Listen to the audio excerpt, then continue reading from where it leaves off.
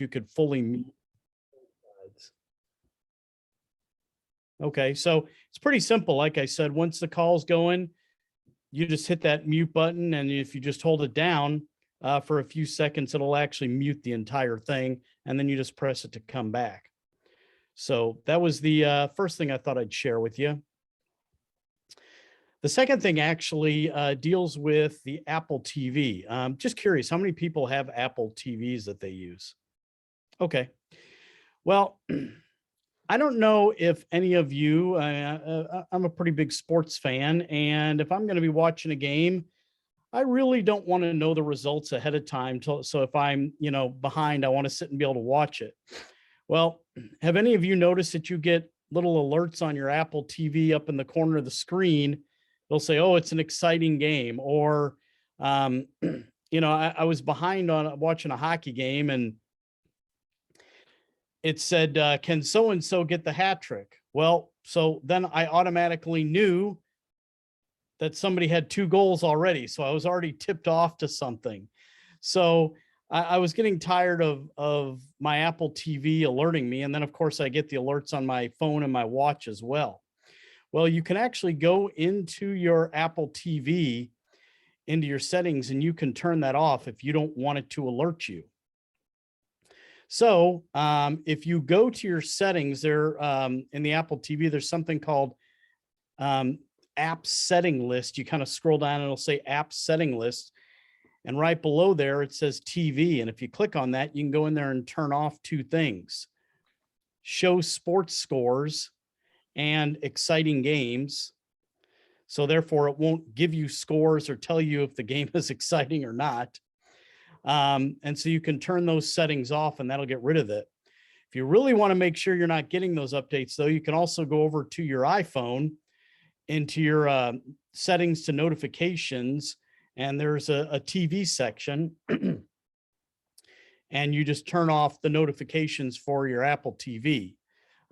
You can also turn them off for your watch. And if you go to the Apple Watch app on your phone, you just go into My Watch tab to notifications, and then you scroll down to mirror iPhone alerts from TV, and you switch that off. And once you've made those changes, you then will no longer get those little updates that might ruin the game scores for you. Now, I know I gave you a lot there, so when I'm done talking, I'll actually put that in the chat for you. That way, if any of you want to use that, you can. And the third thing I thought I'd share with you is from Mac OS. I like to hit a few different things here. I don't know how many of you know, and I'm just curious, a lot of people know this, that you can use Spotlight for more than search. How many of you know that you can actually use that as a calculator? Okay, a few of you know that. Well, because it does a couple things. If you go into Spotlight, and you can literally just type in any kind of equation you want. If you go in and you put, 4 plus 3, it'll solve it for you right there, and it'll tell you it's 7. The other thing you can do, though, that I think less people know about is you can also use Spotlight as a currency converter for you and see, or excuse me, currency exchange rate, and see what the current exchange rates are. So if you go into Spotlight, you can, put in your currency symbol and the amount. And if you hit return, it'll list some common currencies, and it'll give you the current exchange rates for that currency. So I don't know how handy that is when you're on your computer, but it's something that could be useful there. So just a couple little tricks you can do on Spotlight with the currency exchange and with the calculator. So those are my goodies for tonight for you guys. And I'll post these in chat. I know Ron, I'll also send them to you as well. And I'm recording tonight, so okay, that'll be there too. Glenn, you said the Apple TV thing, yeah, for sports, if you turn that off on your phone, will that carry over to all your devices? It'll turn it off on your phone, but you would still get it on the Apple TV and on your watch. Oh, okay. So if you really want to eliminate that, you got to go through all 3 devices, because I know I get little alerts on my Apple TV, and then I'll get them on my phone and my watch as well. So Therefore, I've got to go through that triple step process to turn them off on all my devices. Can you do a Hey Siri and then turn them all back on at the same time? I don't know. That'd be worth Check it out. experimenting with. I never tried that. So I figured once I turned them off, I just leave them off. Okay, thanks, Glenn. You're welcome. Does anybody have a question from that? No? So as we proceed, are there any other questions for the group tonight? I just had one quick thing I wanted to share on the on use of Spotlight on the Mac. I think Glenn mentioned the use of the currency symbols. I just typed in the words. So I just typed in euros to US dollars and it worked. I didn't need to type in the euro symbol or anything. Yeah, or the dollar yeah, that'll symbol. work either way. Yeah. That's But cool. Spotlight's got some tricks. It's smarter than people realize, I think. Frankly, I think it does that stuff better than it does searching my computer, if you want to know the truth. Any other questions tonight? I have an experience that I'm fighting. I use Firefox. I do use the search window for a subject, like I was looking for antique stock car racing, and then I was looking for building the pyramids. And every time that I put a search term into the search window, hit return, it brings up a couple of dozen selections. And any selection that I hit, say I'll have video on to look at videos. And any video I hit brings me to a blank screen. Can anybody explain why that's happening?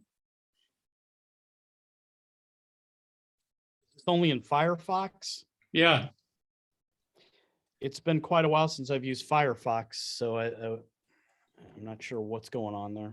Maybe okay. that video format is not supported. No, if I go back to YouTube and say it's a YouTube video, I go to YouTube and turn it on and it pops it right up. But it's an extra step that I have to take to go to YouTube after I found the title that I'm searching for. Is there a setting on Firefox maybe that, and again, I think that's what I'm asking. Do you Okay. think there is a setting? I don't know where it would be. Or maybe a missing extension. If you just refresh the screen, does it come on? No.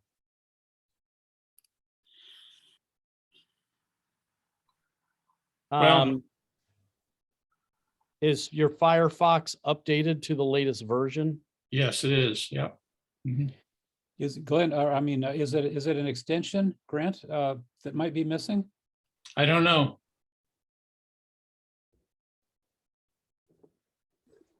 I don't like trumpeting the glory of Chrome, but I will say one thing about Chrome, there's a gazillion extensions available for it.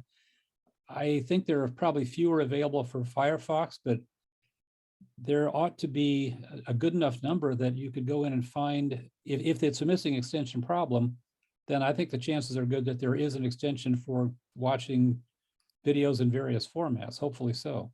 Well, one thing I didn't mention, and it's probably critical, is that when that blank screen comes up, it has a Yahoo icon on it.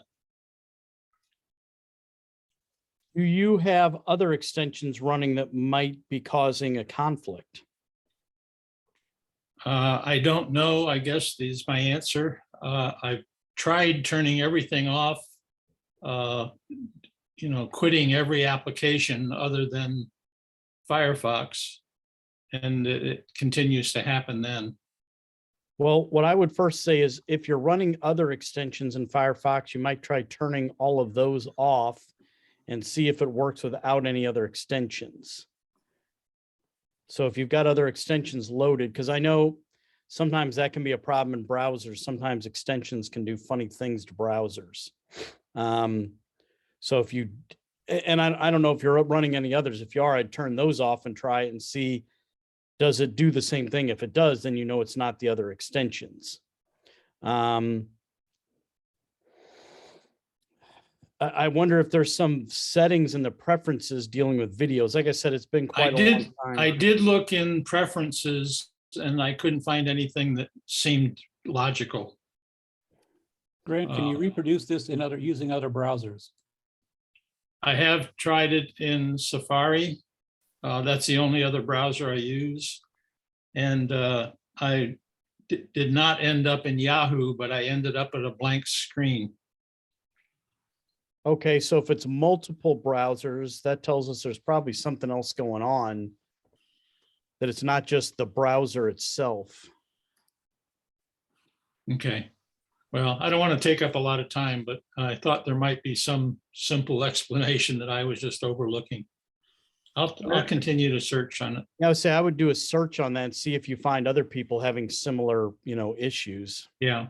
Why don't you send someone a link to where you're clicking from and see if when they click the same link, if they get the right file? Good idea. Or just put it in the message thing here. Yeah. Okay. We can all, By the way, I know John suggested Chrome. I got to tell you, I am not a fan of Chrome. I have to use it occasionally for school, but I tell you, Chrome and Macs just it is a memory hog like crazy. I've found, and that sucks battery life. Plus, I know Safari's got its issues at the moment until updates are run, but I find I've read a lot of stuff about Chrome being a real security risk as well. Well, Chrome is, and I didn't think I'd ever hear myself saying this, but Chrome is a worse memory hog or resource hog in general than Internet Explorer ever was, even in its early days. So that's going pretty low. Yeah. And again, the only reason I brought it up was because there's a gazillion extensions available for it. Yeah. And Grant, if there's just this one thing you need to do that Chrome would allow you to do, install it, and activate the extension, and then turn the bloody thing the hell off as soon as you're done. And John, by the way, I'll take that past Chrome. I will say it is all Google applications because at my school, we're a Google school, so I got to use them. And they just, I mean, I can use them, but they don't play very friendly with Macs when it comes to, battery life and stuff like that. It's amazing how much quicker my battery life drops, like when I'm using those applications versus when I don't have them open. Can't say I'm surprised to hear it. Any other questions tonight? Yeah, my Apple Watch is not communicating with my iPhone. Have you tried restarting both devices?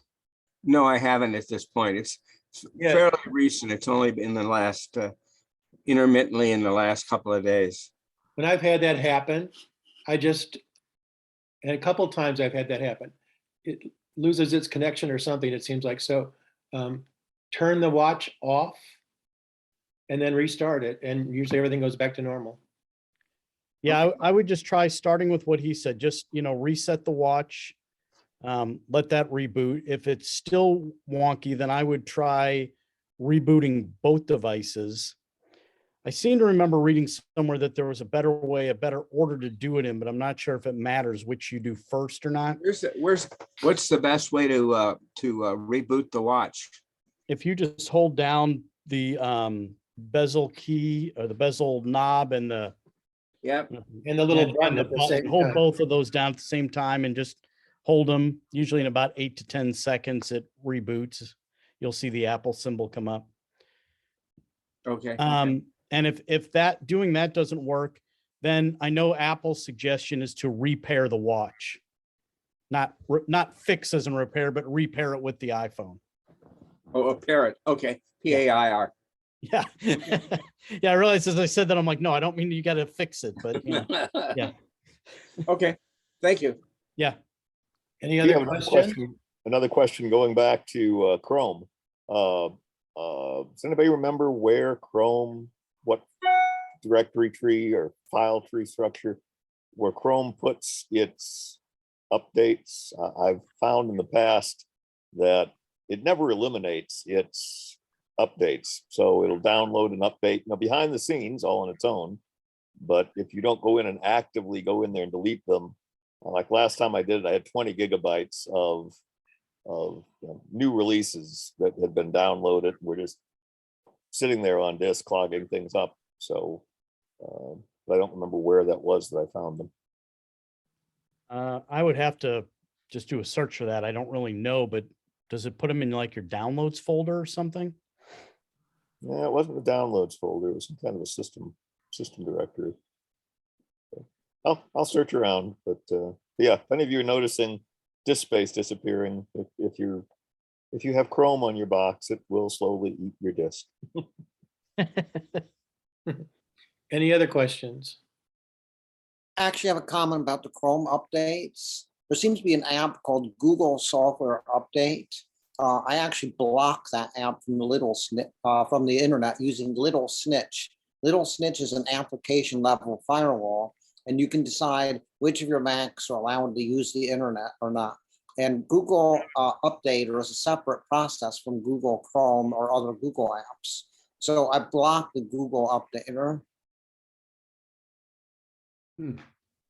A Little Snitch. Do you know what Little Snitch is? I'll put a link to where you can see information about it into our chat. It's a Use Little application- Snitch quite a bit. You've used it quite a bit, you say? I haven't recently, but I used to in the past. I used it. It's a nice little program.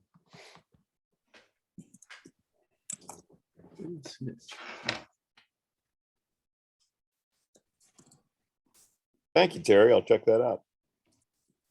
Hey, Gary, I was just looking something up while Terry was talking, and it looks like if you go to your Chrome, to your settings, and it looks like I'm looking here, and it looks like there is, you can choose your download location for it. So you might go in there and just look in your settings and find where it's set right now, where the download is set. And maybe that'll show you where it's going right now. Oh, thank you. I'll check that.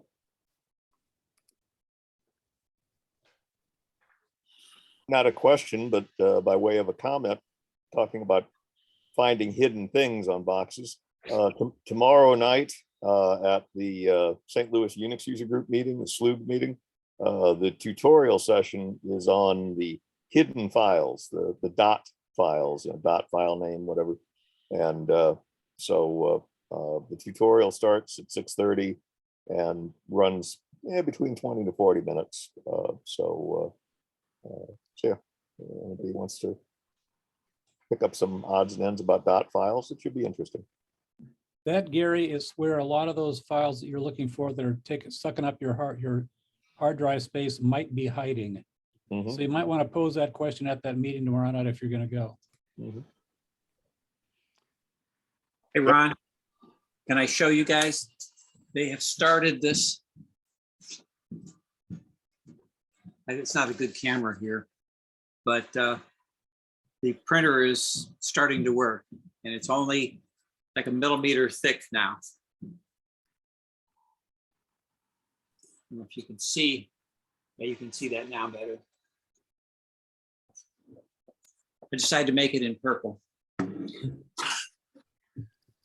Okay, Alan, thanks. Okay, we ready to move on, or is there any last question? Yeah, Just one quick question for I've Alan. got a- Alan, what are you making? I'm making a holder for a Apple Watch to go on your bedside, where the cord will come up underneath it and just drop your watch on top of it. Okay. We'll show you where you can look for things to be printed. It's part of our presentation here, I think. I just had a question. My wife's got a first generation iPhone SE. She's running 15.1 on it, but the thing mutes itself pretty frequently, where she'll set it up so that she should be able to, if I call her, hopefully it will ring, but usually it just buzzes. And we've gone through all the settings, and it's not predictable. And we've gone through, the settings, Googled everything, tried some things, and I just want to know if anybody else has had a problem like that, where the the phone would not stay ringable. You know, you would try to, I tried to phone her and the phone would never ring. So then what she does now to fix it is that she goes into sounds and clicks on the sound for the ring and makes the phone ring, and then it'll work for a while. So it's just strange. So I don't know if anybody's run into a problem like that before. Charlie, could there be some crud in the little button that you press up and down that's causing that to happen intermittently? I guess we could try that. I could try, blowing it out and see if there's, I just see, because it's just a puzzle, because my phone's a twin of hers and mine works fine. So, Well, I'm saying this because phones go in and out of pockets and in and out of purses, and they go all over the place. And so it would be very easy to accumulate some kind of gunk. And it wouldn't, obviously it wouldn't have to be a very big piece to wreak a whole lot of havoc. but she got, we have OtterBoxes on ours to protect them, which has saved us many times with those phones, especially when given to our young granddaughter to play a game, etc. So as it's bounced off the ground sometimes, and anyway, I'll try it. I'll look and see if I can blow that out and see if it makes a difference. But yeah, we've gone through checking all the settings, double checking all the settings. It's just frustrating for her. I'm about ready to go ahead and get her a new phone specifically for that. So anyway, that was it. That's all I have. Okay, I guess we're ready to move on. I sent a chat message with that URL that brings me to the blank Yahoo page. I think everyone should have it. Yeah, I saw that. Glenn, what is that for? That's the blank page that comes up after I search using the search window in Firefox. And if you'll notice, it's got a Yahoo. Rance, it came up just fine for me. It did? Yeah. So there are what is on there that came up when it came up fine? Hold on, let me reopen it as I talk. Is it to a you. single video program, or is it another directory of videos? Well, here, I'll share my screen so you can see it. Hold on a second. I gotta come back to Zoom.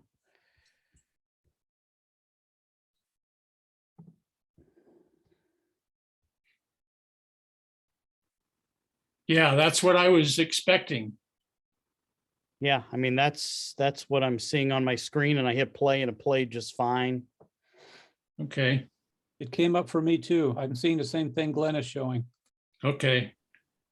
That wasn't the particular video that I was searching for, but I was searching for I guess I was searching for my YouTube channel. Okay, thank you. I've got a problem. I don't know how to solve it. Well, hopefully someone else out there's had the problem. And if you do enough searching, you might be able to find something on that, somewhere out there. Yeah, okay. I do have a question. Thank you. Ron? Steven, go ahead. Thank you. It's a question about mail and archiving it. I think you have dealt with it before in one of your sessions. But if I have an IMAP account, how do I archive my mail so that I can refer to it again later? I know there's the archive command, but if I want to really get it off of the mail app, what am I doing to get that off? Does anybody know? Have not tried that. We're getting feedback from you, Stephen, I think. What? We're getting feedback from you. I'm not Sorry sure. about that. Not sure what to do about it. Well, nobody has an answer anyway. So. Okay. Hey, That Stephen, makes I sense. think you can Mail. copy it to a folder that says on my Mac in there. I know I have a bunch of old email in there. And so it's still on your program, but it's not on your server. You can copy it away from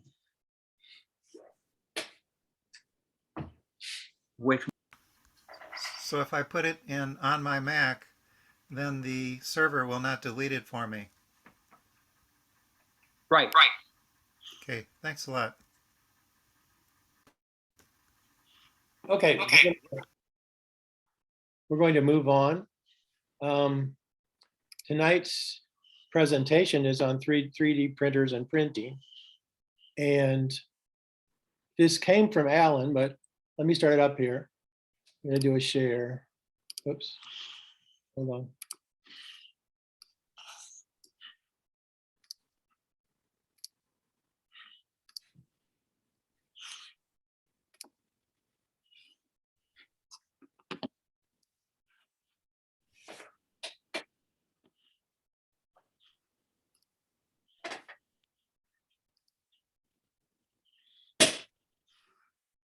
Hold on a second. I gotta move this crap out of them. Okay, can you see that? It says why this topic? Yeah, we can see it. Okay, so I started with, Alan gave me a bunch of stuff that he had researched and pictures he had taken. And so I started looking into, okay, you might wonder, well, why are we doing this topic? It's not, purely Mac related, but I looked up and it said the 5 benefits of 3D printing, as you can see: advanced time to market for companies. Consumers want product that work for their lifestyle. It saves on tooling costs with on-demand 3D printing, reduces waste with additive manufacturing, improves lives one customized part at a time, and saves weight with complex designs. It's becoming more and more common in business and construction, and most schools nowadays, even high schools, have their own printing capabilities. And it started out because Alan got his grandson a 3D printer. I guess it was for Christmas, Alan? For his birthday last September. For his So it birthday took last us a while to September. get going on this. Okay. So anyways, so that's how it started when we started us talking about it, because he had done this with his grandson. So this is the company that makes these printers. It's Creality, and the printer's name is an Ender. This is their video.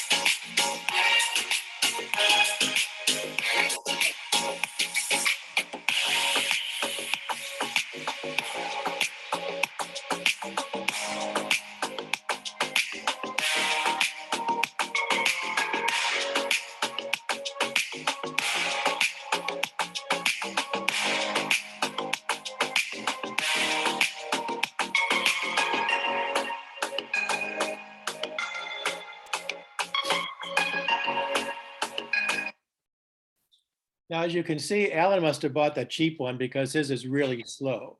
Yeah, I'm kidding, of course.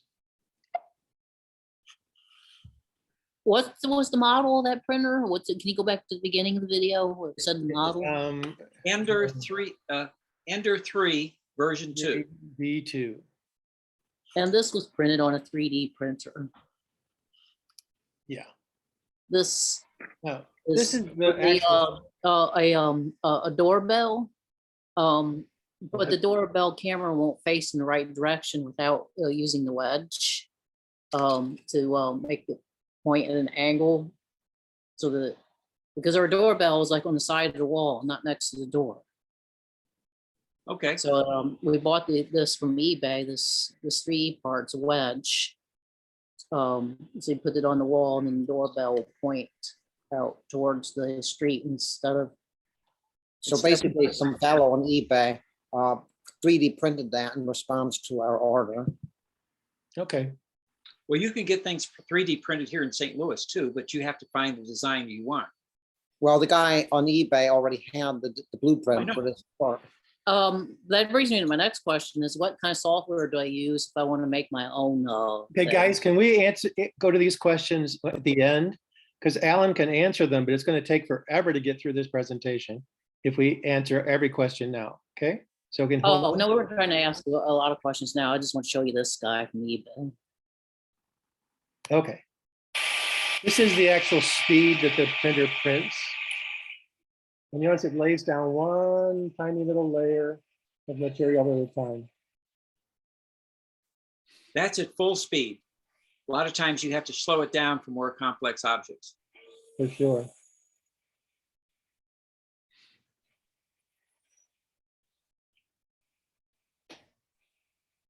Alan, what informs you of that you have to slow it down? It peels off the screen, off the bed, if you don't do it slow enough. There's a lot of setup on this. Getting the bed level is really took me more than a month trying to figure out how to do that and watching videos. That's what I put on this next slide, is that you said the most demanding part was to get it level. A whole month, Alan? Well, I wasn't over here over day. This wasn't at my house. Oh, okay. And I'm only invited over sometimes. But you got it done. Yeah, and as soon as I got it done, he started printing. I wanted to show him how to level it, but he wasn't interested in that until I got it leveled. Now he's printing whatever he wants. So he says, we're not going to touch the leveling device anymore. He's following pictures, some of the pictures of things that Alan's grandson has printed. There's a dragon, it's articulated. That octopus that you saw.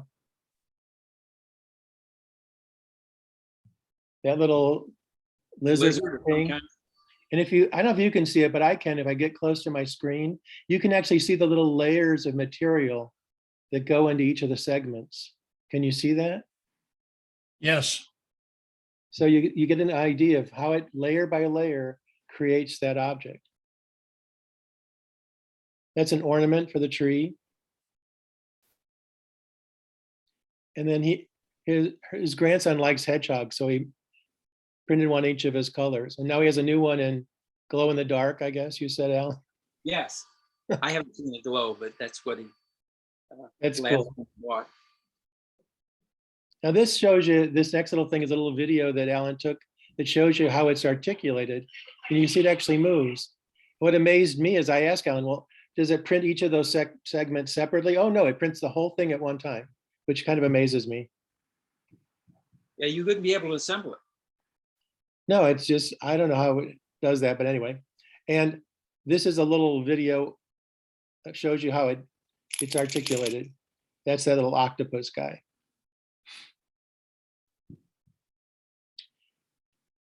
A recent thing Alan said was his grandson wanted to print this little knife.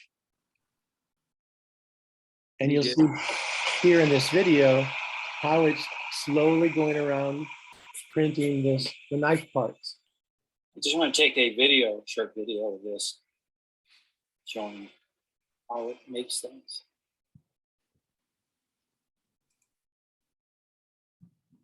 The next thing Alan did for this presentation, he went down to St. Louis U.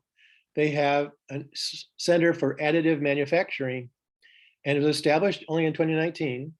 They're a competitive grant from the St. Louis U Printing Research Institute, and it's a resource for 3D printing, computer-aided design, and related activities available to faculty, students, and the community at large. So Alan said it's actually possible for you if you know something that you want to print, I guess, to go there and do that. Is that true, Alan? Oh yeah, he showed some little things, little decorative men that someone had printed. They were about 2 inches tall, but there was all sorts of things that I took more pictures of things that they had printed and left there. And it's amazing the capabilities of their printers are so much better than ours. Oh, this guy's. This next video is from that center. If I get it to work, there it goes. It's only 2 The minutes. mission of the SLU Center for Additive Manufacturing, SLUCAM, is to provide high-end additive manufacturing capabilities and 3D object design consulting for SLU researchers, students, as well as to support external and community users in clinical, research, and commercial endeavors. SLUCAM also aims to help educate the next generation of users on the latest trends in additive manufacturing and 3D design. SLUCAM is housed in the new ICE building. 3D printing is an extraordinarily useful product, right? A lot of people have a vision about something they want, something that will help them in their work, but not everybody has the tools to build that object, right? To make the CAD design, to understand what material they need. And so it's not just a printing center where you walk in and, give us a file to print.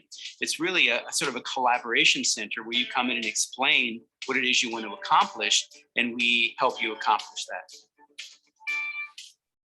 I think this new building represents more openness about what the capabilities are in the university. The new building is going to have a nice open area. It's going to have a class frontage. So students every day are going to be able to walk by and see what we're doing and see, oh, that looks really cool. That's really interesting. That's going to get them interested in science in this interdisciplinary field.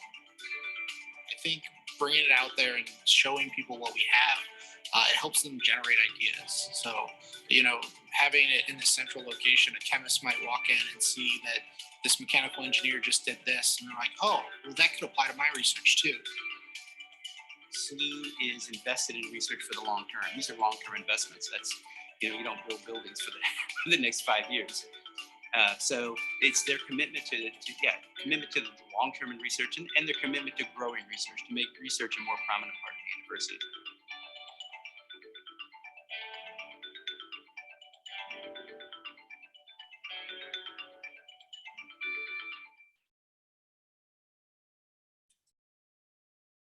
Now, these next photos are actually ones Alan took when he visited there.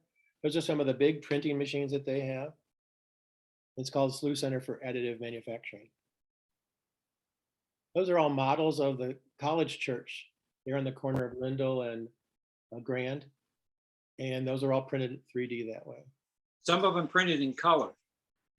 Yeah, they did. Now there, notice they have ender printers, smaller ones too. But this one has a modified self-leveling device that they modified it with, and a different print head. That's cool. Are those color things, Alan? Are those the? Well, there's a gauntlet of colors. There's a color printer over on one corner. I didn't actually get a printer. It's about 4 by 5 by 4 or 3 feet big, and it prints large objects. That those color cathedrals were printed on it. And see that picture on the right? That's actually a 3D printed object. And those little color slides are various softness and colors that they can print in. So they can print in clear also. It's just remarkable. Yeah, those are models that were printed. There's that picture that he says was actually printed. It's just like a 3D, it's just like a color printer, except it will print taller things. That's actually the couple's house on the campus, I think. There's some of the objects that Alan was able to photograph while he was there. There's a pelvis. I guess that's used for the medical school, perhaps. I don't know. Well, one of the videos I sent you, Ron, was from SLU Medical Hospital, and they were printing out. They actually did a CAD scan of a baby's heart, and they printed the baby's heart out. So okay, you're jumping ahead. It's all in here, Alan. Give me a chance. Okay. I will show it. All right. There's an arm, Venus de Milo, I suppose, but anyway. And that's actually pretty tall. It's about 2 foot tall, yeah. The brain there that you see was actually, just move it around a bit. I'm sorry. That's printed just like that octopus. That brain you saw, they didn't print the brain, they printed a mold for the brain. And then molded the brain in foam. That one, yeah, the red one. Okay. I just move it around a bit. That was actually 3D printed, that little, it looks like a kind of cloth almost, Yes, but 3D. it's sort of Matt. amazing. Email.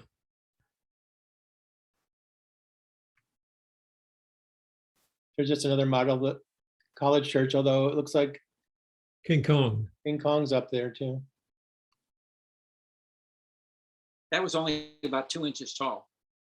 I asked the dumb question of the night, asked, are those real candy? And everybody laughed. That's No, printed on the 3D, yeah. yeah, it's plastic. But anyway, those are just a bunch of different objects that are printed there at SLU or have been printed there. That's the printing filament that comes, that's how it comes when you buy it. You can buy it in various colors. Micro Center has about 50 or 60 colors Cool. with different kinds of plastic too. This is a brief video. It's just 2 minutes from the University of Missouri printing lab. I think it'll play. Yeah. So all the universities are using these kind of materials now and getting pretty sophisticated.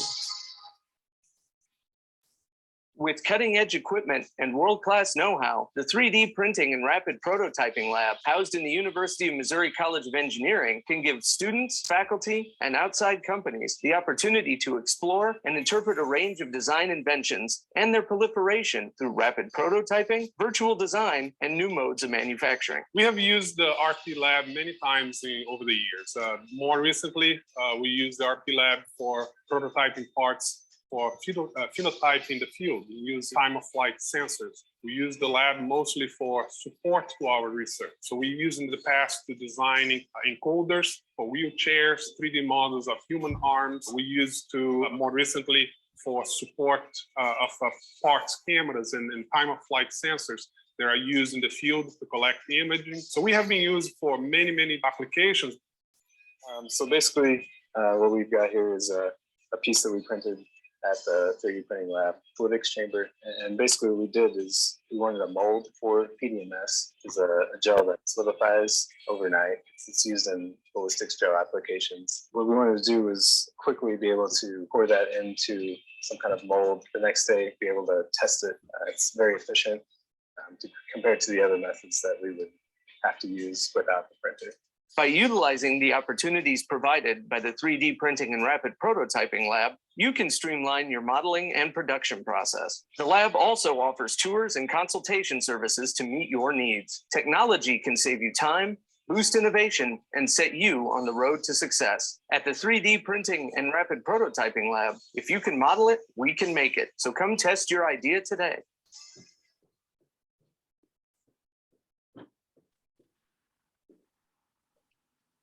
Question. Makes me Is want this to like go back this to Washington University or whatever? Is this something, if somebody has a model, somebody out in the public has a model, that they could get a model printed? Yes. Basically, the way I understand it, yes. Exactly how the process works, I don't know. It might I cost you- imagine that that's because this is all so new. When more people start wanting it, then it won't be for the general public, and instead services will show up like similar to Kinko's copy shops and that, and then there'll be commercial services for the public to go to when it gets to be more common. They are out there now. They're available, commercial companies. But as Terry said, I think it will become more and more common. Okay, this is from WashU, and this is their medical campus, so that you'll see their creation mostly in parts of the human body, like he said, the heart, in fact, so that doctors can study what they want to do before they actually do the operations.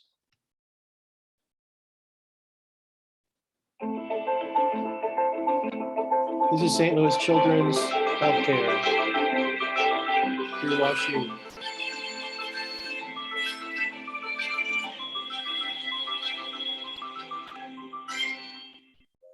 The purpose of this 3D print center is to assist our referring physicians. The goal is to be able to provide them with pre-surgical planning materials, especially for complex cases, for cases where they're trying to make a decision, what type of surgery to perform, what procedure to do next. It's especially useful for collaborative cases where multiple physicians are involved. What I'm doing here is I'm creating 3D models for clinical applications, education, and research. We have strategic goals in both clinical applications and education. In a 3D print, not only do you see the heart, but you can see the airways, you can see other structures that are also important. So it gives you a different perspective and provides an opportunity to be able to see sort of like what you would see in the operating room. I'll reach out to the 3D printing center and have them virtually reconstruct the pieces of bone and then have me print out a model, and that way I can hold it in my hands, look at it from many different angles, and make sure not only are the bones aligned, but that they're articulating correctly with other parts of the craniofacial skeleton. To know in advance that the study needs to be done with the absolute least amount of motion possible, the highest resolution, so that the 3D print can be made to simulate what the physician is going to see in surgery. Once the imaging is obtained, it really is a fair amount of work to go from taking that image set and choosing what it is that we want to focus in on. Now I'll contact the radiologist and say, hey, I'm working on this case. Do you mind coming by, making sure I've chosen the right study, and is my segmentation correct? Does this anatomy match what we know about the diagnosis in this patient? The surgeon can use the model to explain the procedure to parents so they know what to expect and they'll understand the length of the surgery, any potential complications, how the outcomes will occur, and what types of things can affect the outcomes. It's very clear when families see that, it's like an aha moment. Being able to print it out for the families has been a great resource. And of course, this is accessible to all hospitals within the BJC network. And to be contacted outside of BJC, if there are other regional hospitals that would like to take advantage of this service. It's not just for physicians, as we are taking research and education requests. So if you're a professor at WashU or if you're doing research with the hospital, we can take those requests as well through the same means of that webpage.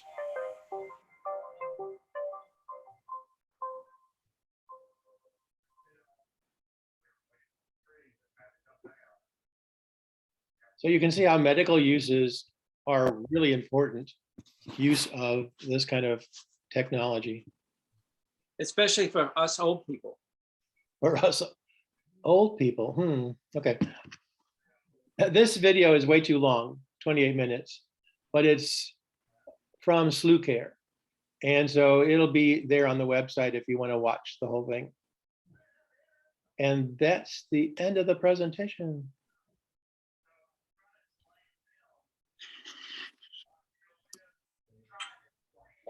So now Alan's here.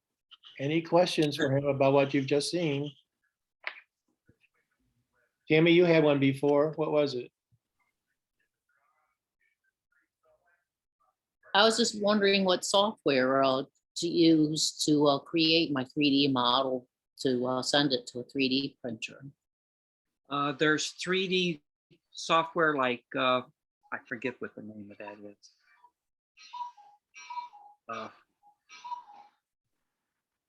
Stitch It or something like that. Let me look at my application things.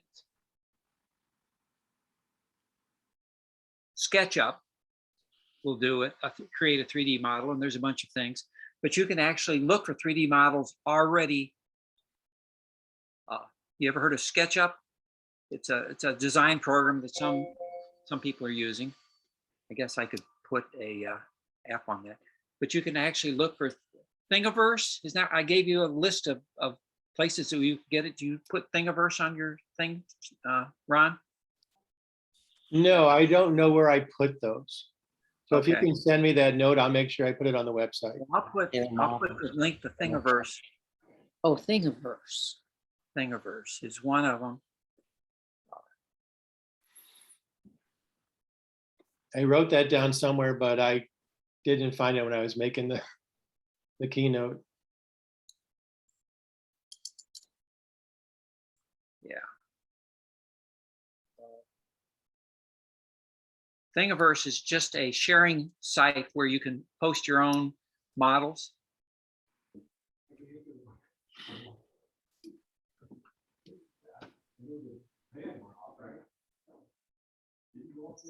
Get it here.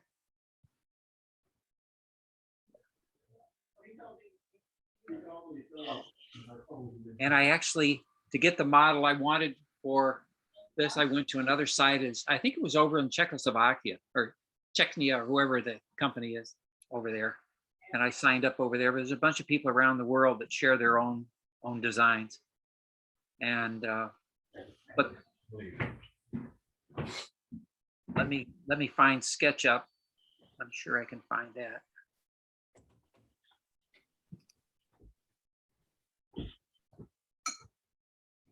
You might want to do a Google search on Jay Leno's Garage and 3D printing. He is actually printing parts Absolutely. for his antique cars.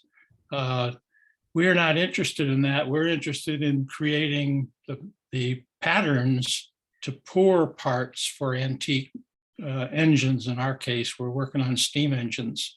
So instead of making the pattern out of wood, like a pattern maker would make it, you print it and then use it to do the casting. So you use sand investments around the 3D printed material, and then you pour it in cast iron.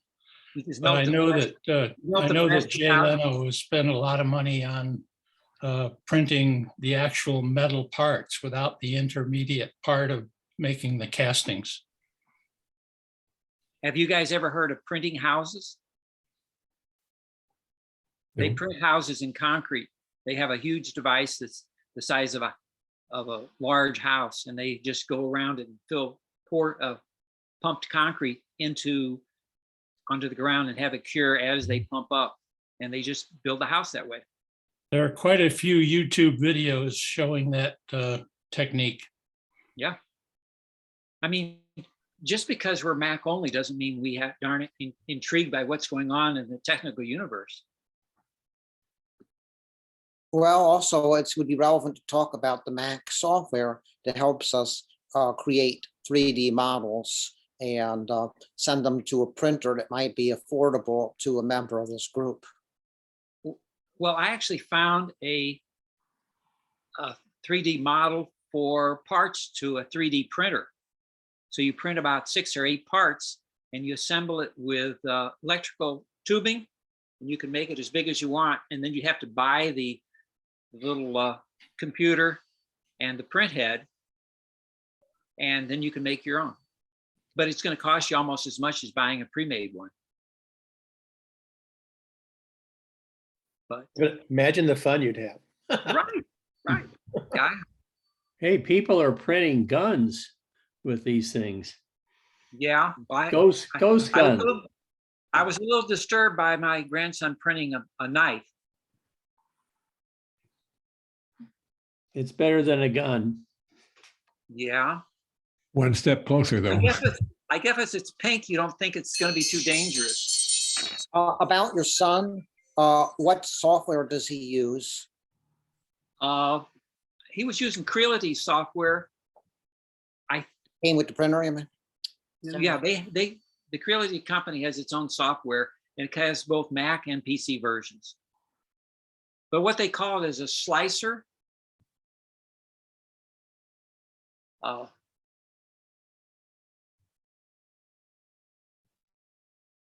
So when you got a 3D model, you see the whole thing. And then what they do, they say, well, this is the first layer, and they make a representation of that. Then the next layer, they print that, and then the next layer. So they call it a slicer that goes through. The programs are called slicers. I'm not going to talk to you. Somebody keeps bothering me. That sounds like the medical stuff. The medical MRI things and things like that are all sliced images. Right. Well, they used to do medical. You could see the images from a CT scan on a viewer, and they can take those images now and they can print them so you can actually hold them and turn them around. That's the advantage of the 3D printer. So it's already pre-existing model. Sorry, guys. Yeah. Somebody thinks they need to talk to me.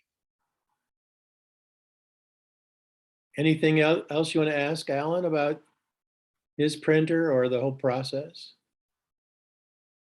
They're not that expensive from what I've gathered, unless you want to go to the high end, but just a basic model for your house. Yeah, I mean, we used to spend a lot for Macs more than we do now, right? Yeah. $3,000 or $4,000 for a Mac. So this is at $250 for a printer. And we used to spend that much for a big printer, a dot matrix printer. I wanted to show you how we're coming on this thing. I'm not sure it's going to work, but it's still not very far along.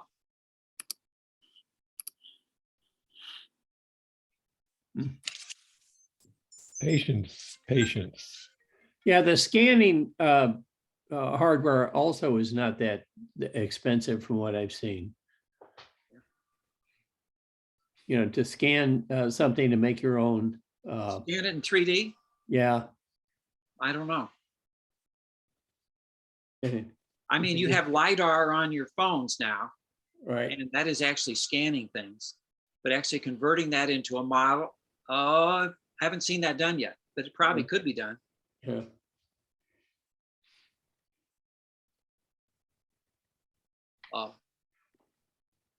It's only money. Yeah. Well, it takes time too. Like I said, it took a while to do this, and you can't print one of these things in an hour. And you never know. The first few times we didn't get things out at all. But yeah, if you had something that, if you needed to repair something, that a small plastic part that broke, and if you could get a hold of another part that is identical to it, you could scan it and make your own copy of it. I mean, that's what the Jay Leno people, I'm sure, are doing, because they're measuring. A lot of times you can just measure it with your calipers and say this got to be this diameter, and do a CAD based on the measurements that you measure. Right. You say, well, the distance between these holes is this, and the diameter of the hole is this, and so if you can make a part like that, that's what these engineering people are doing. Yeah. Oh yeah. And you saw some of those videos; they were doing a bunch of them at a time. Well. Right. Oh yeah. Almost like a production line there. Well, I'm sure the Defense Departments utilize, Boeing and Lockheed. I mean, these people are probably doing similar things. Well, you could mock up a wing thing and measure forces on it with a plastic model. Yep.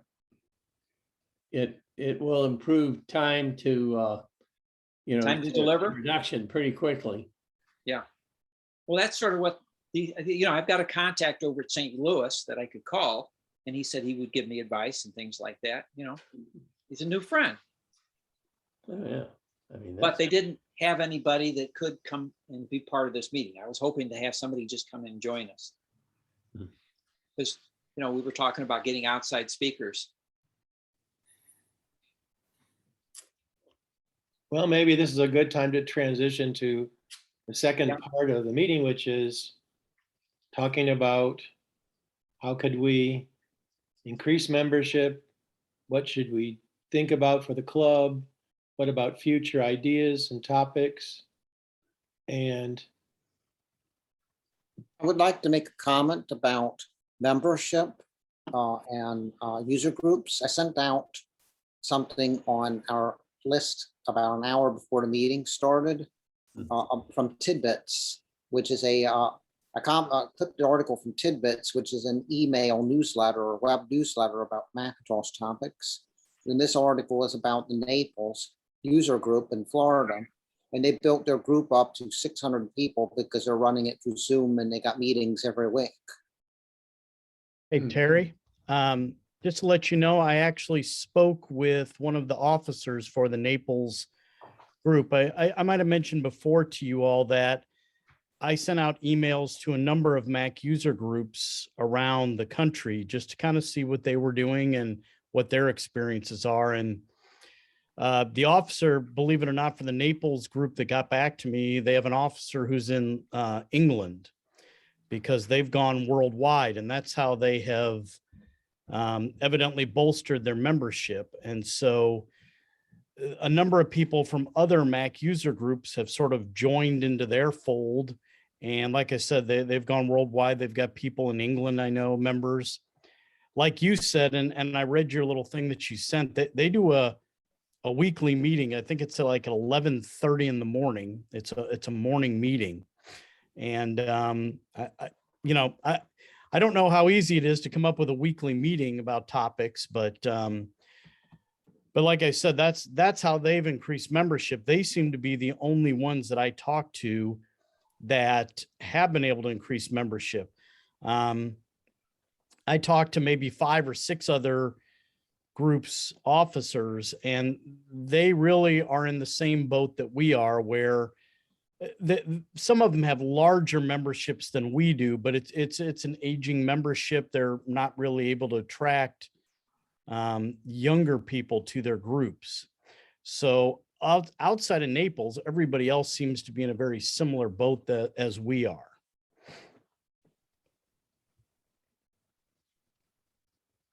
I'm sorry, Glenn, I didn't totally understand. How did they increase membership? Well, okay, so let me go back to that. They first sent out feelers to, I guess, other Mac user groups, as I understand it. This was going back, I don't know, maybe a year or two now, a couple of years. And I guess they gave sort of an opportunity to kind of join in for free for a while. And so people from other Mac user groups did that. And so that kind of consolidated their numbers right there, by consolidating a number of groups together in a way.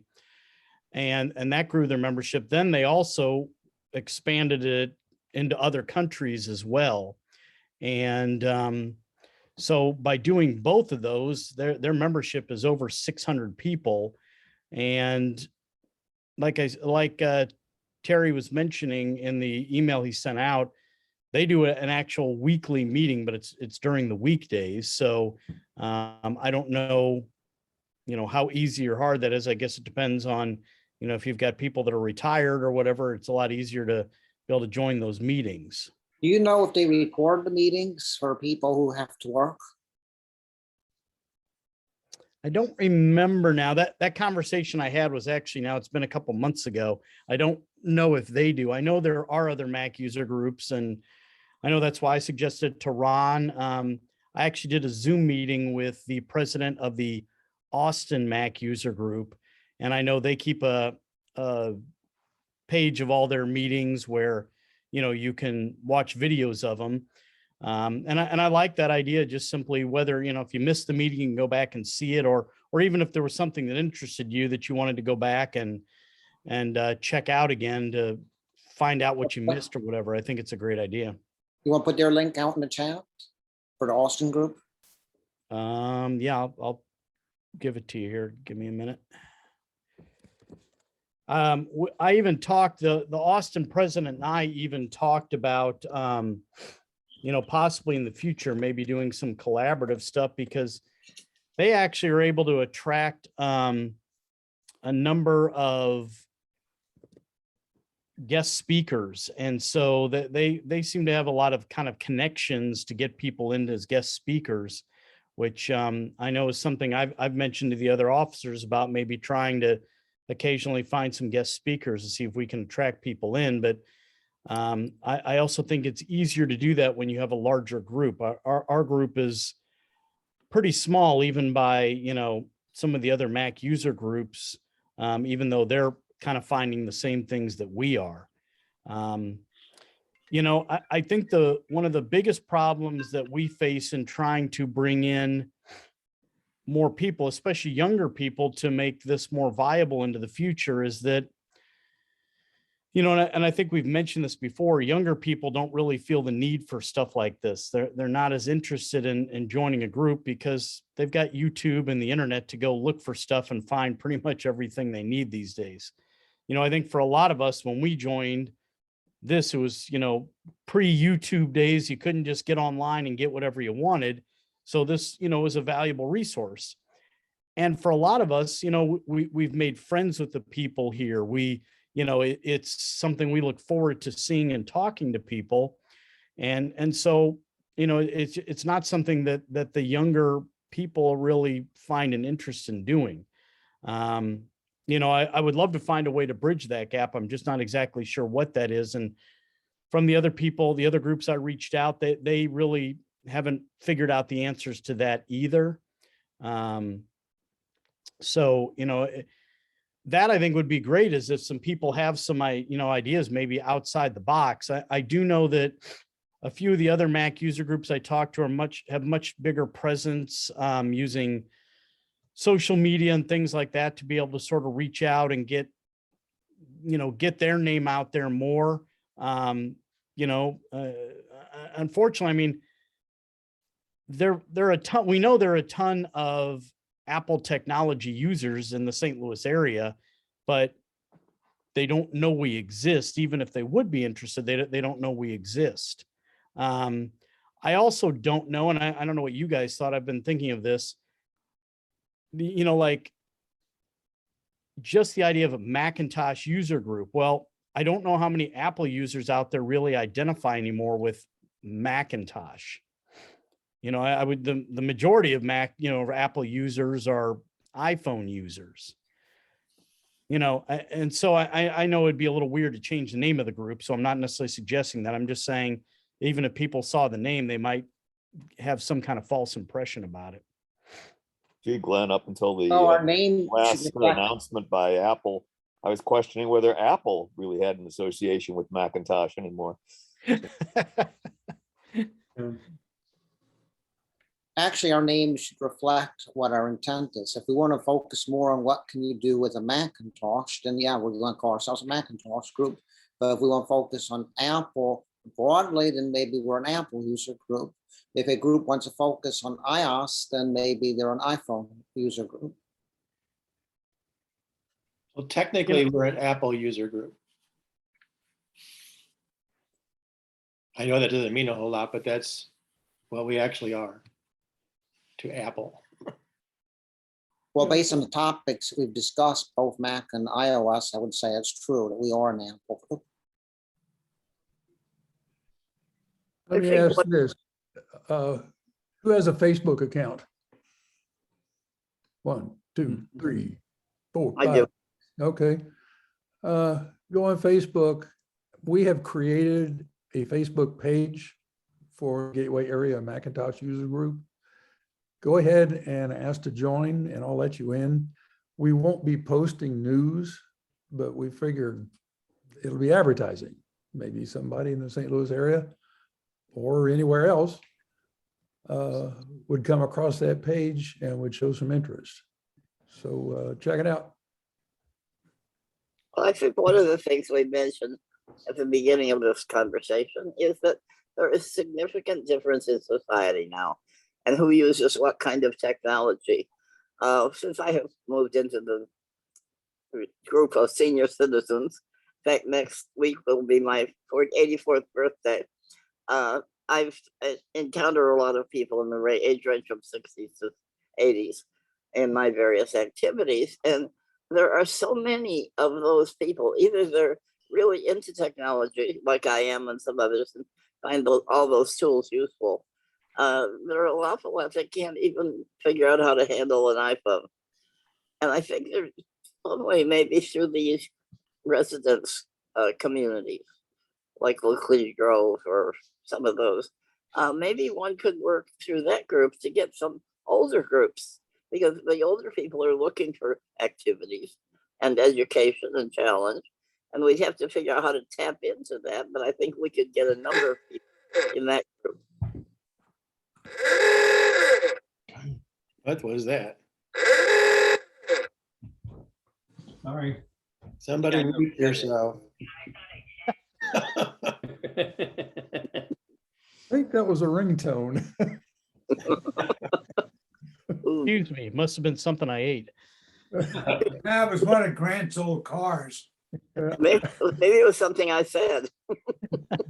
Well, there's a possibility. I belong to a group at Washington University called the OSHA Lifelong Learning Institute, and we're mostly all of us, 98% of us are retirees, professors, attorneys, doctors, And they cover a lot of different topics, but these people all crave intellectual stimulation, and they and maybe if we looked at maybe doing something to address them as a class, because you basically offer a topic and people sign up for it, and it's a possibility that people could sign up for that, and then you take a class. The classes run about eight weeks. Some of them run continuously, but others are about 8 to 10 weeks, and it's once a week. And they have a different person making a presentation every week. And it's been a pretty successful program there. They have hundreds and hundreds of people that are signed up to take these courses. They pay, I don't know, we pay, like if you signed up for all, because there's a session for the fall, session for the winter, session for the spring, and then a session in the summer. And if you signed up for, like I do, for 3 sessions, I mean, for all 4 sessions, in a maximum of 3 courses a session, it's like $600, I think, which is pretty good bargain. But almost all the classes now are Zoom. They have had them before where we were meeting at West Campus, but since the pandemic, we've gone to Zoom on everything. But trying to reach, and there's a lot of people, a lot of technology challenged people that are taking these courses. So, and that might be a possibility too, to do a presentation on, just do living with a Macintosh or living with an iPhone, et cetera, like that, and propose that as a class, and see if the powers that be. There's a group that it's a little committee that they, if you want to present a class, you can draw up what you think people would be interested in learning, and you present it. But the people are pretty loyal to that system. They keep coming back year after year, and they take all different kinds of courses. I take courses in reading the Wall Street Journal, reading The Economist, and politics. The politics one, we barely have any topics to talk about lately. But they have writing classes, they have art, music. I mean, it's a lot of different things.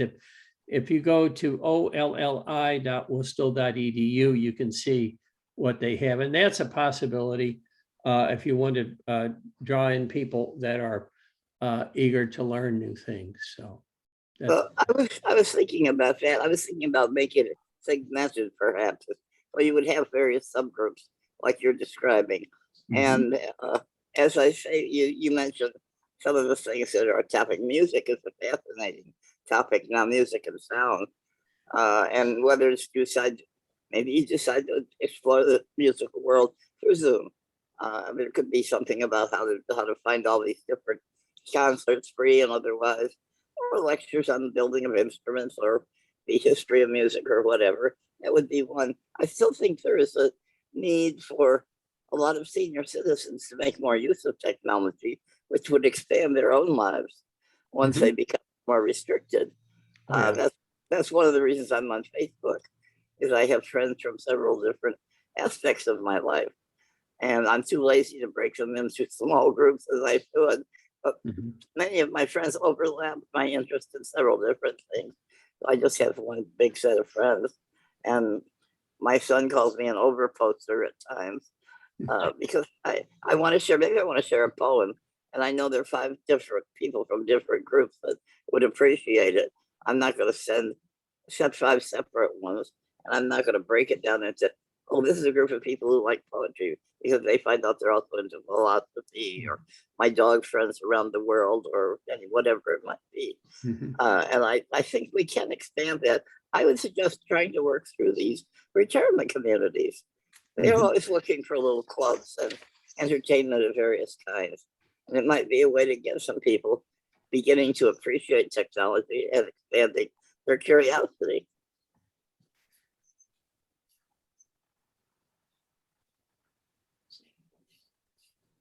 I agree with you on that. It's, there are people out there that want to learn and they're just looking for ways to go about it. So that's a possibility. It just seems like that, the whole technology world has changed so much. Gosh, back around 1999 to 2000, I wired up a computer lab at my son's grade school, and then wired the whole school for the internet. And I did it mostly with Cat 6 wiring donated from Washington University. And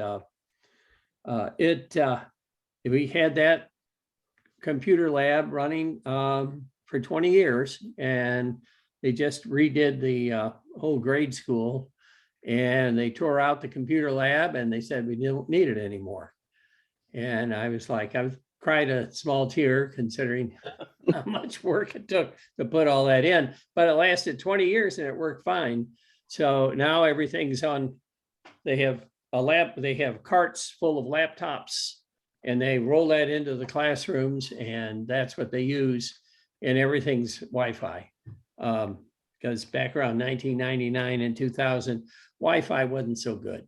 I mean, it was, it was more of an art than a science back then. So, well, I go back to DARPANET, which was extremely less friendly back in the 70s. Oh, yeah. And 80s. And thanks to Lloyd, I was the one who got introduced to computers. And around about the same time, we all go back to the 80s. First Mac came out in what, 84 was it? Yeah. And I know Mac was, Lloyd was heading up the computer department at Parkway then. And so we were having email and all kinds of things that we were trying to convince the district might be a cool idea. And it was very hard to convince them in the beginning. Plus, they were very much oriented toward office kinds of things. Yeah. And now it's changed where they're good for so many different things. But I always thank Lloyd for the opportunity to give me all of that experience basically for free. Can I interject one kind of aside? I remember when the technology was first coming in, email and all that stuff, and it was going to reduce our need for paper. What a joke.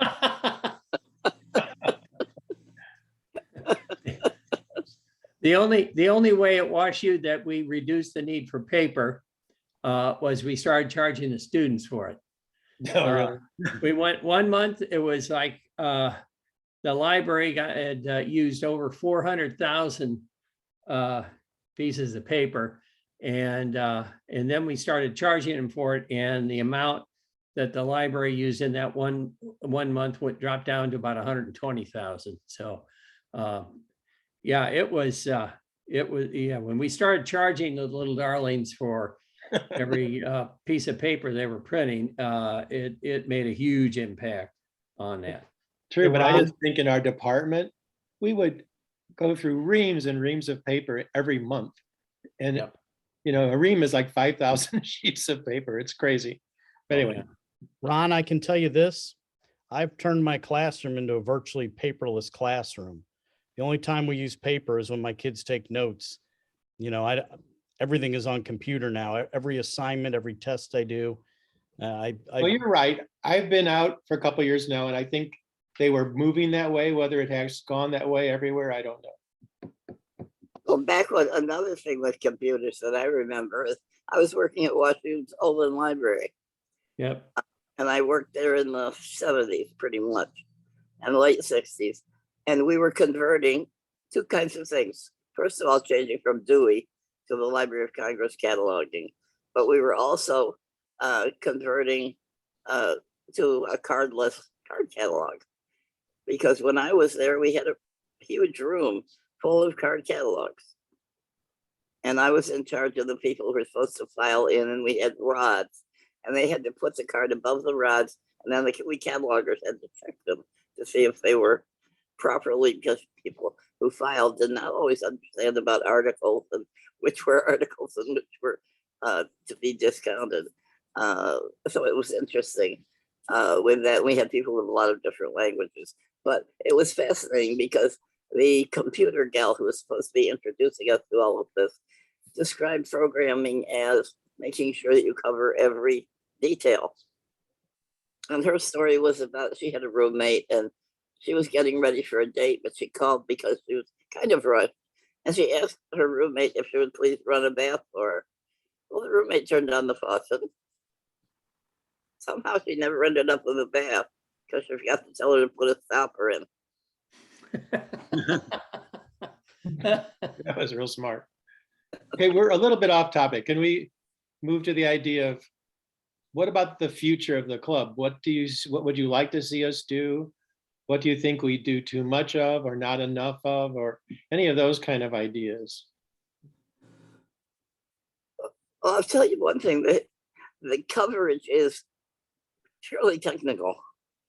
And so people who are in that intermediate stage of the learning process sometimes get overwhelmed by the amount of technical discussion.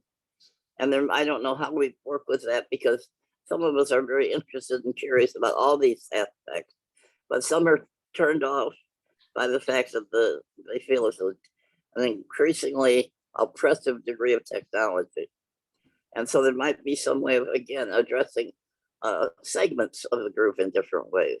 Or if you're going to have more often than one meeting a month, you might have one that will be more technical and another that might be more communicative or whatever, some other name for other parts of it. Because I do know that if where we all used to eat up all the knowledge that we could get, like we still are, some people are overwhelmed by having too much that's technical in their world, and they need an intermediate stage to get them advanced without being overwhelmed. And I've heard this comment from a couple of people that they just don't, it's a depth of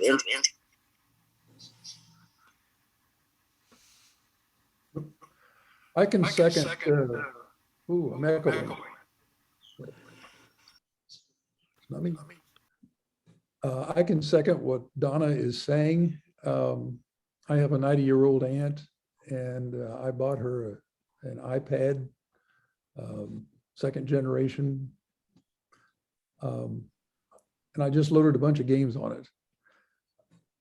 If I'm sitting there with her, I can talk her through FaceTime, but she lacks the aptitude to make a call herself. You know, one of her sons lives in Virginia, and she would love to, or grandsons rather, would love to check in with him every once in a while. He has called me by accident, and as soon as I answer it, the call disappears. Can't you have her use Siri to just call him? It's my too old. mom's 92 and she's learned to do that. She just The iPad is Siri too call old. so-and-so. That model of iPad is too old for that. It doesn't have that capability. But I can see the point that Donna is making. If we made a conscious effort to make our meetings balanced between getting into the weeds and on other topics that are more on an introductory level.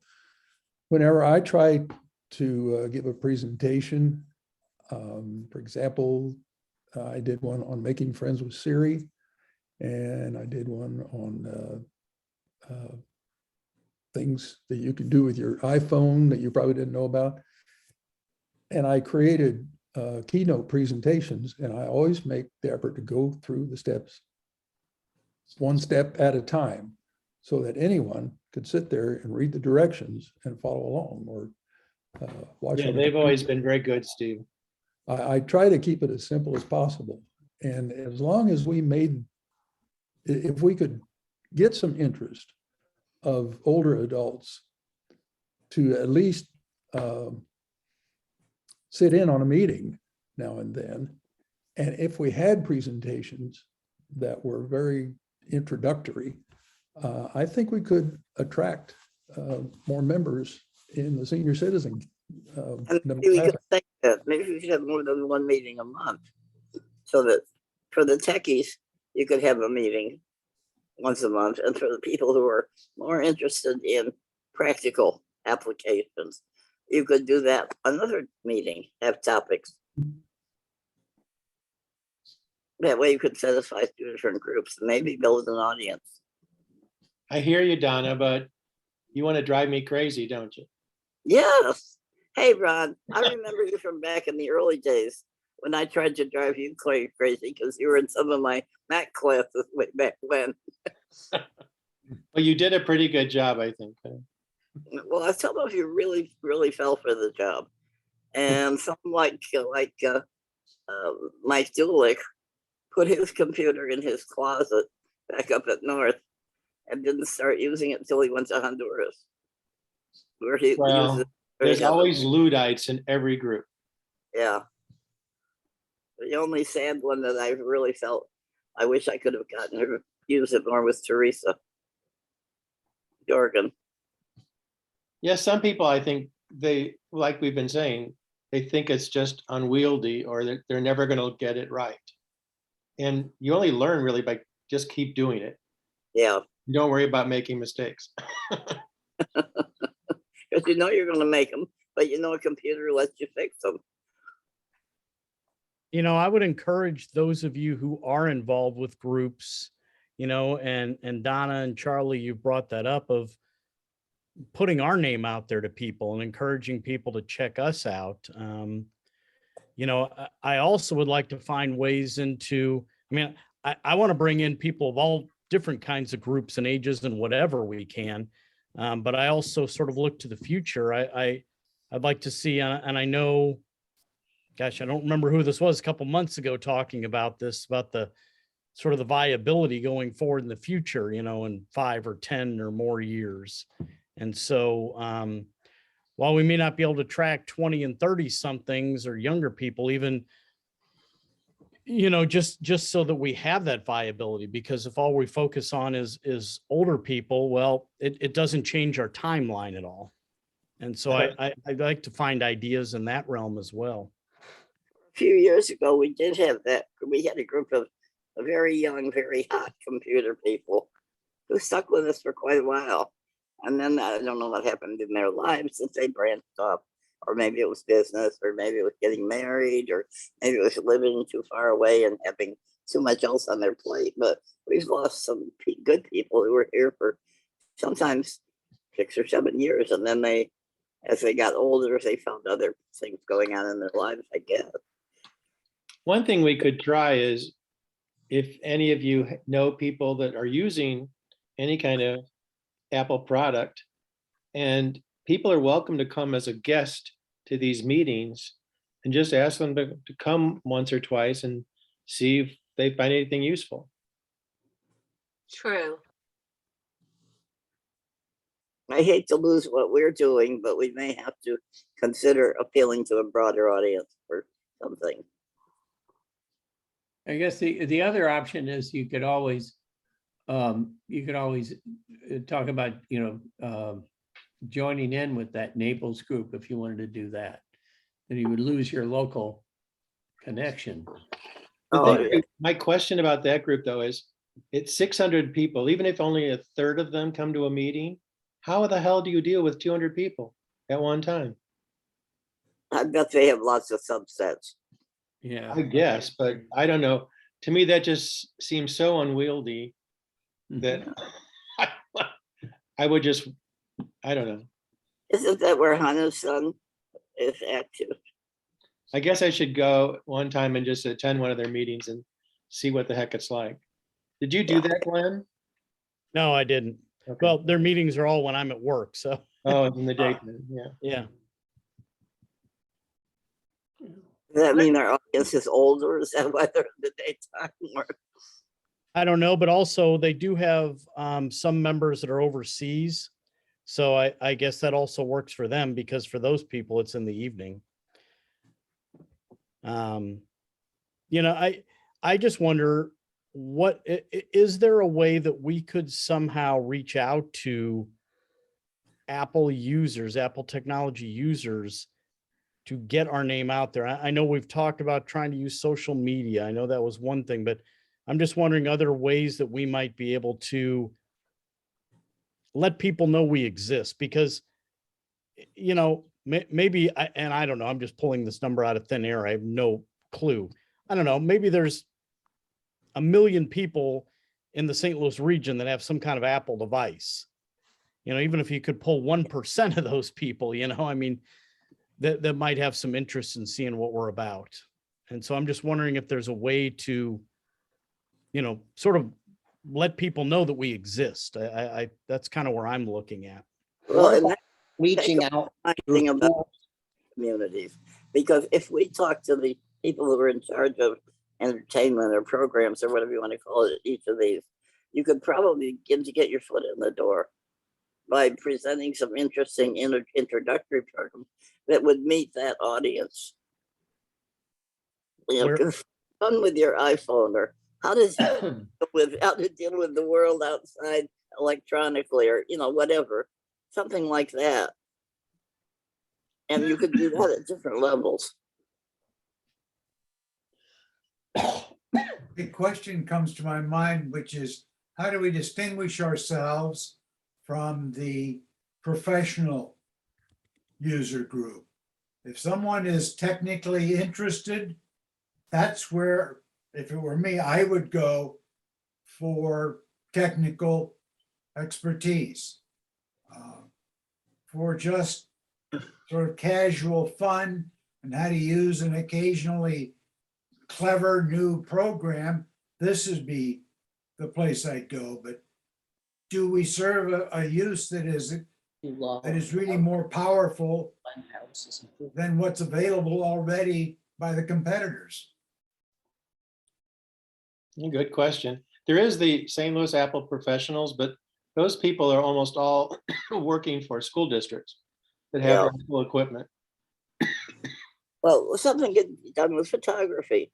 I mean, more specifically aimed at not the highest end user, but at the average user, because so many people are trying to take pictures and deal with them with iPhone. And that as the cameras get better, the temptation is stronger. But there's a lot to know about taking good pictures, manipulating them if you need to, saving them, sending them, storing them, all those kinds of things.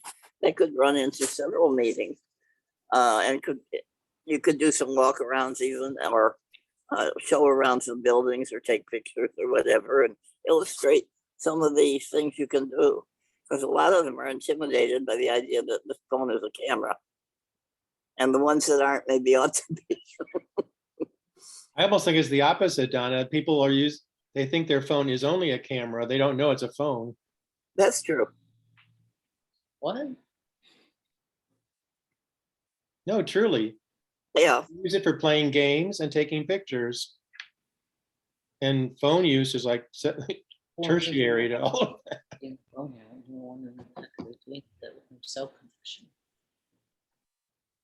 I would like to comment about, what about reaching out at schools and universities?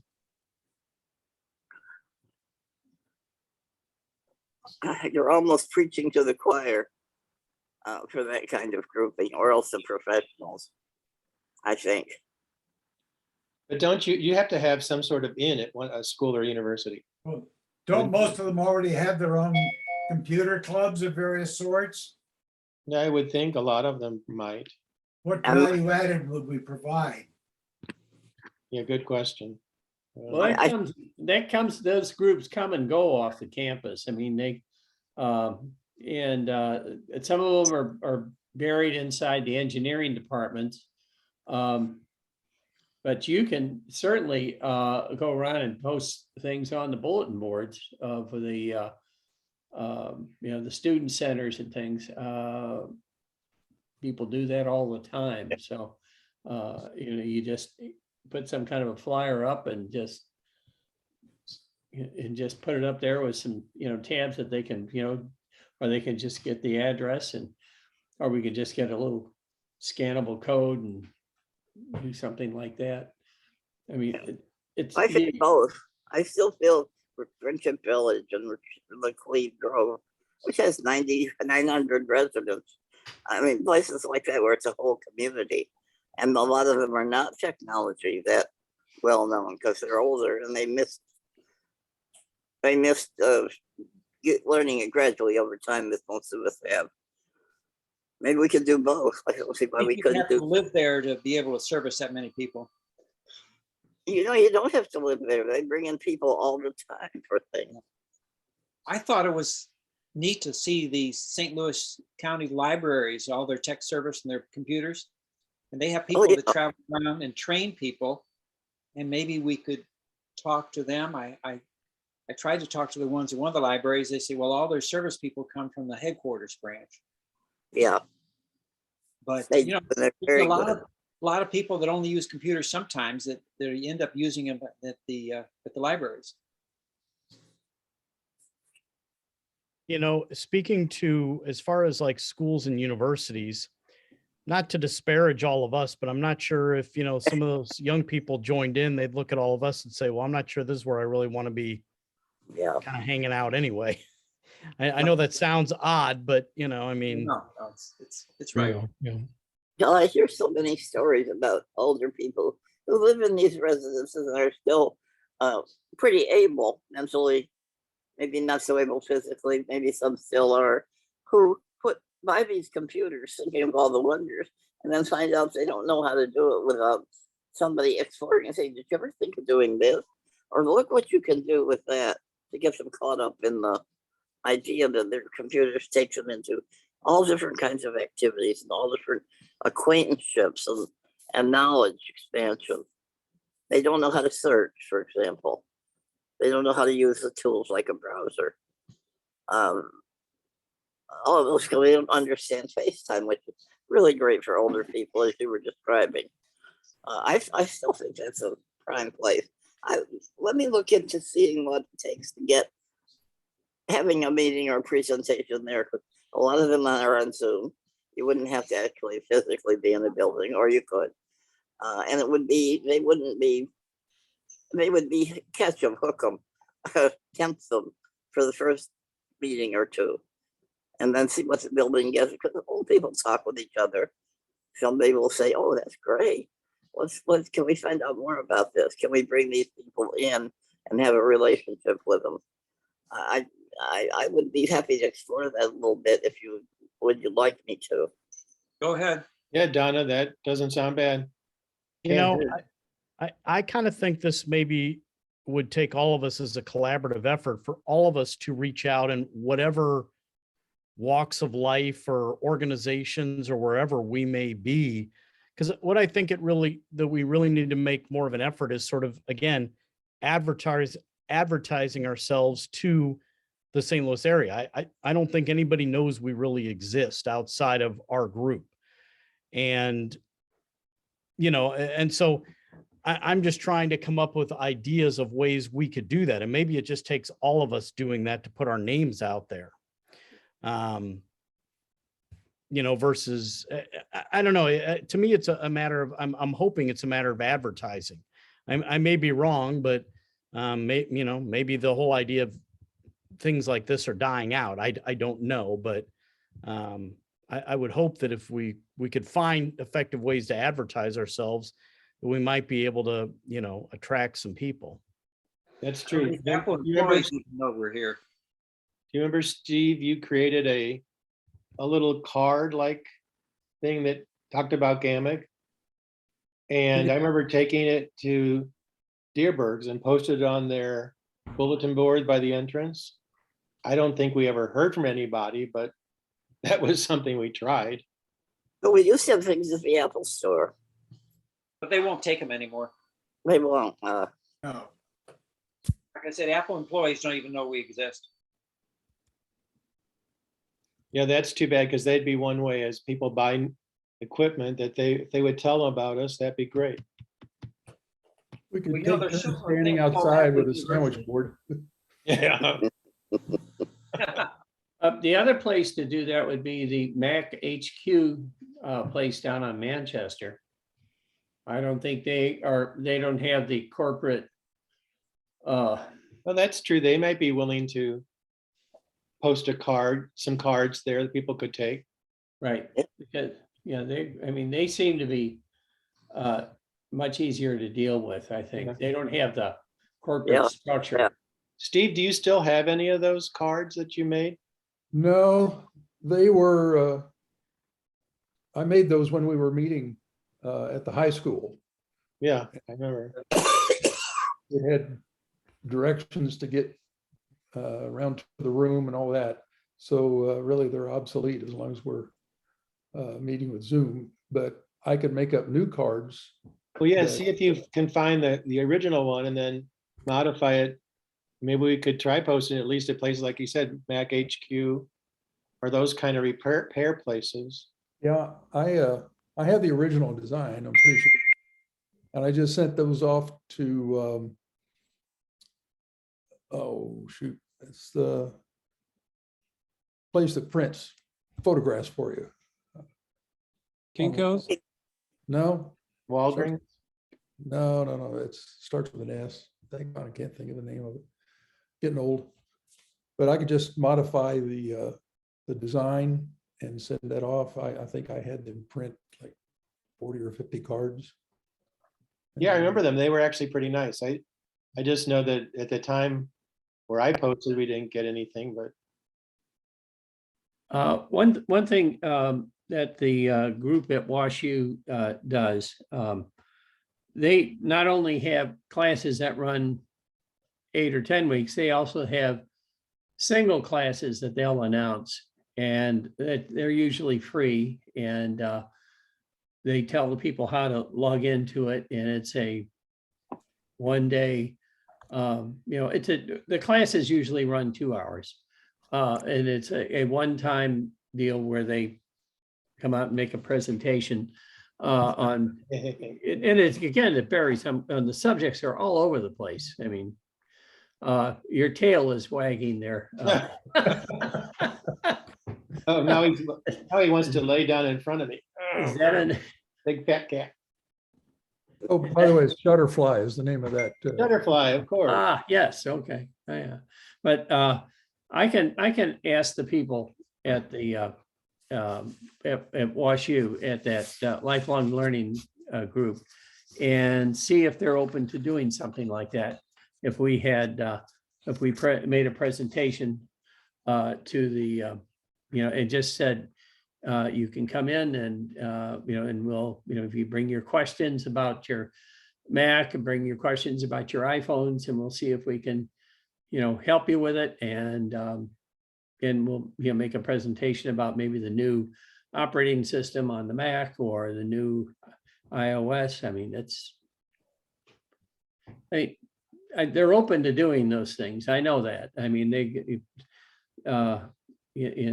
don't charge us. I mean, because they turn around and charge the people to be, when we join that lifelong learning. So there are already people there that have already paid their fees. It's just another thing for them to look at and to use. So I can bring that up, and then I can let you know how amenable these people are. That sounds good.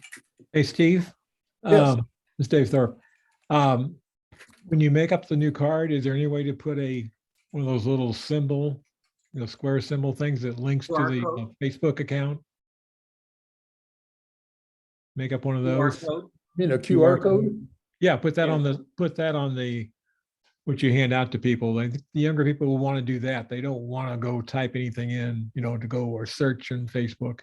I'll check that out. And then Good if Ron could post some of the stuff that we normally pass out to the members on that site. I already went down to the site already and made a link from Steve's comments down in the chat. And looks like you could. It says it's limited to only members you can see. So maybe for a while you could open it up to anybody can see it. Just an idea.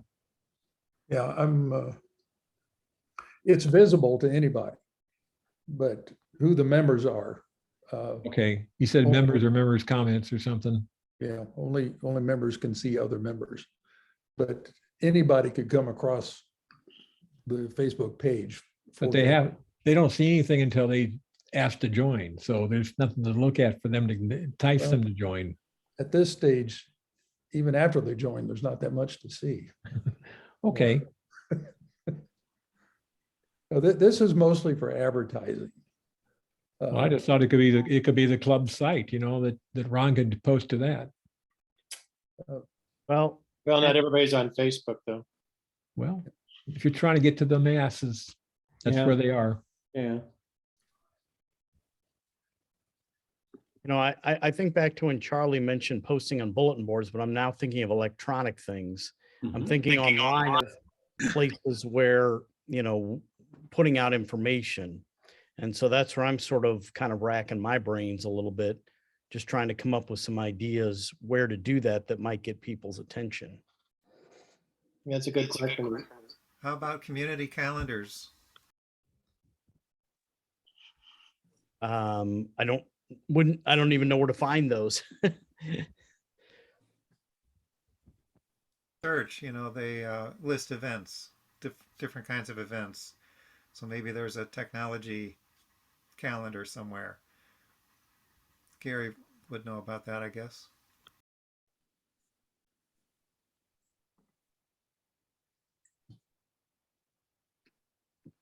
Okay, guys, it's almost 9 o'clock, so I guess it's, The SLUG group, maintains a calendar of all the tech events in St. Louis. Well, originally we were maintaining it as the tech events in St. Louis.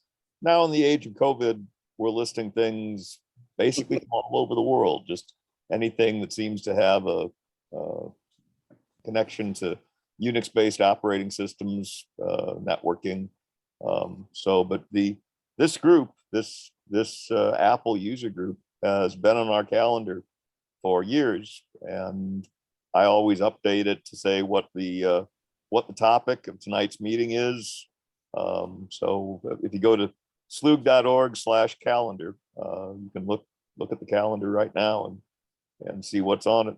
And so yeah, I mean, you've been getting the advertising. Doesn't necessarily work. Yeah. And apropos to everything you've just been saying, the Unix group is experiencing very much the same thing. Donna, as you were saying, for a while we thought, okay, because the Unix group's membership is also graying. It's getting to be an older group. We're having a great deal of difficulty getting younger people to join. The few of them who do join aren't very active. I keep asking these same questions. What do you people do? It's like, and for a while I thought they were going on Slack or Mukasa or some of these other social media things, and I think that is what's happening, but it's not very organized, and they don't seem to want to be very organized.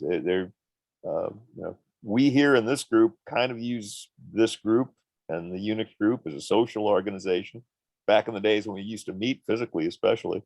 But yeah, the younger people don't seem to care to make it into a social group of techies.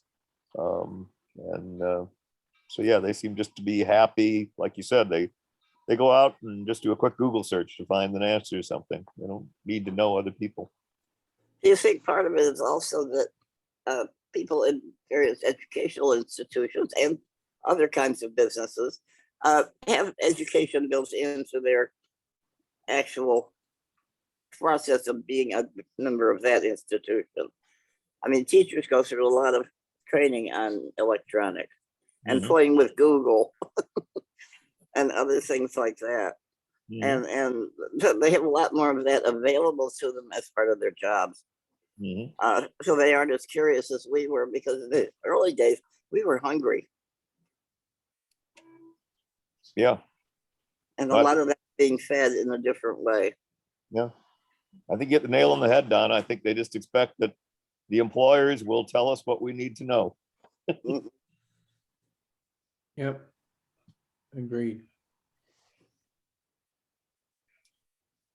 Okay, Great. guys, it's 9 o'clock, so I'm gonna call an end to this. Any last words? There's Okay. the Ron, progress can I on my for a printer. minute afterward? Say Ron, it again. Very thick. Say it again, Donna. can I talk to you for a minute afterward? Can you hang in there for a minute? Okay, I thought Alan was gonna show us something. I just Oh, said this is cool. not very thick at all. You need to go down a little bit on your phone there. All right. How about Yeah. that? Okay, guys, if anybody else talks, we can't see what he's showing. Let's see, where is it? Where's my camera? Oh, there it is. It's right there. Go down and to the left a little Yeah, more. Yeah. Okay. It's a very slow process. Yeah. So Is it done? no, It's still going. it's gonna be, I don't know how many hours, 6 hours, 8 hours, something like that. Oh, wow. Well, luckily it's not a noisy thing. Well, Well, it's next you can month. hear a fan roll, Post but a it's not gonna picture. be. Well, one of the links I put in the chat notes was to where you can make your own printer. I gotta go. I'm at my daughter's house, so I need to go home. Okay, I'm gonna hit the end button. See y'all. Bye, guys. Thank you all. Bye-bye. bye-bye. Thanks for coming.